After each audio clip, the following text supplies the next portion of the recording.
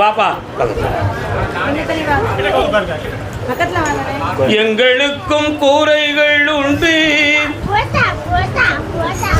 அதையும் நான் அழுது சொல்லலாமா? என் தாயே நீ இருக்க உந்தன் செல்ல மகன் வாடலாமா? ஏண்டா வாடுத? உன் பிள்ளைய 4 பிள்ளைகளை மாதிரி நல்லா பேச வச்சு தெளிவு பண்ணி தந்தா போதுமா? இந்த பையனுக்கு மன அலைகளுக்குரிய விஷயங்கள் பாதிக்கப்பட்டிருக்கு, புரியுதா? அதனால் ஸ்பீச் தெரப்பி பண்ணுகிற பொழுது இவன் தெளிவடைந்து வந்துடுவான். இவனுக்கு 3 மாத கால அவகாசத்தில் இவன் மனம் அடக்கமாக இருக்கும். உங்கள் சொல்கிறது அவன் காதில் விழும், ஒழுங்கான பிள்ளையாக மாறுவான். கால் ஒன்று